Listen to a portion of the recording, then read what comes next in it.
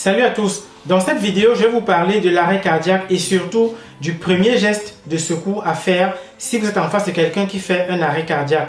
C'est extrêmement important pour chacun d'entre nous parce qu'il peut arriver qu'un jour on se retrouve en face de quelqu'un qui fait un arrêt cardiaque.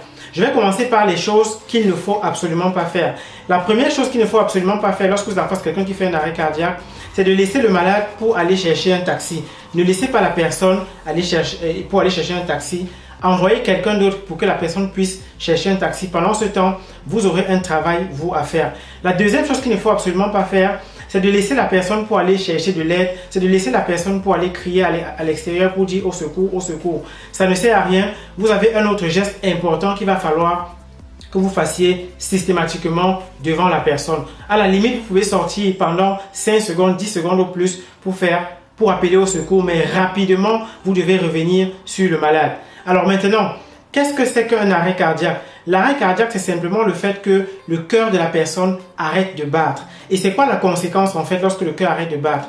Lorsque le cœur arrête de battre, le sang n'est plus pompé dans le corps humain. Le sang n'est plus suffisamment pompé dans tous les organes et surtout, le sang n'est plus pompé dans le cerveau. Et lorsque le sang n'arrive plus dans le cerveau, en fait, le cerveau se retrouve en manque d'oxygène. Et c'est le manque d'oxygène qui va faire que certaines lésions cérébrales vont se former dans le cerveau. Et au bout de 10 minutes, maximum 8 à 10 minutes, il y aura des lésions cérébrales irréversibles. Ça veut dire des lésions cérébrales qui seront quasiment mortelles pour la personne. C'est la raison pour laquelle vous ne devez absolument pas laisser la personne pour aller soit chercher de l'aide, soit simplement appeler les gens au secours sans rien faire préalablement sur la personne. Maintenant, qu'est-ce qu'il faut systématiquement faire impérativement lorsque quelqu'un fait un arrêt cardiaque? La première chose, c'est qu'il va falloir coucher la personne. Coucher la personne sur le dos. Attention, lorsque vous allez faire ce qu'on appelle un massage cardiaque, il ne faut absolument pas coucher la personne soit sur un lit, soit sur un canapé. Et je vais vous expliquer pourquoi il ne faudrait pas le faire. Coucher la personne à même le sol, impérativement à même le sol, c'est très important. La deuxième chose qu'il va falloir faire, c'est de soulever en fait le vêtement sur le ventre de la personne pour essayer de voir si la personne respire. Comptez entre 8 et maximum 10 secondes. Entre 8 et 10 secondes, vous allez observer le ventre de la personne. Est-ce que le ventre bouge? À la limite, vous pouvez venir au niveau du nez pour essayer de ressentir si la personne respire en fait. Si la personne ne respire pas, certainement elle a fait un arrêt cardiaque comme je viens d'expliquer. Si le ventre ne bouge pas, ça veut dire que la personne n'est plus en train de respirer. Vous devez donc observer le ventre pendant 8 à maximum 10 secondes. Gardez vraiment votre calme. Si le ventre de la personne ne bouge pas, vous allez immédiatement commencer ce qu'on appelle donc le massage cardiaque. Maintenant, dans le massage cardiaque, il faut faire très attention parce que si vous faites le massage cardiaque lentement, ça veut dire que si vous appuyez sur la poitrine de la personne lentement, ce qui va se passer, c'est que le sang qui n'est plus en circulation dans le corps humain, le sang ne va pas aller dans le cerveau. Si vous appuyez doucement, d'accord, si vous appuyez doucement, le sang ne va pas arriver dans le cerveau et en conséquence, le cerveau ne sera pas alimenté en oxygène et finalement, le cerveau va donc mourir parce qu'il n'aura pas d'oxygène. Des lésions cérébrales irréversibles vont se former dans le cerveau.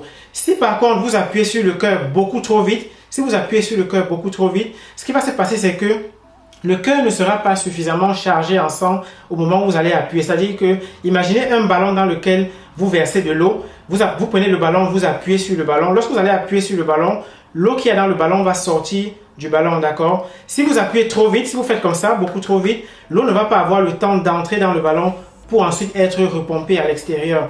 C'est la même chose avec le cœur. Le cœur, en fait, c'est comme le ballon et le sang, c'est comme l'eau. Si vous appuyez beaucoup trop vite sur le cœur, en fait, le sang ne va pas suffisamment entrer dans le cœur avant d'être repompé dans les veines, dans les artères pour pouvoir atteindre le cerveau, notamment le cerveau. C'est la raison pour laquelle il faut donc appuyer à un certain rythme.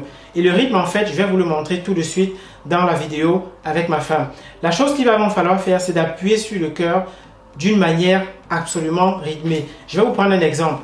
1, 2, 1, 2, 1, 2, 1, 2, 1, 2, 1, 2. En fait, vous devez avoir si vous voulez, ce décompte dans votre tête et vous appuyez en fait sur la poitrine de la personne.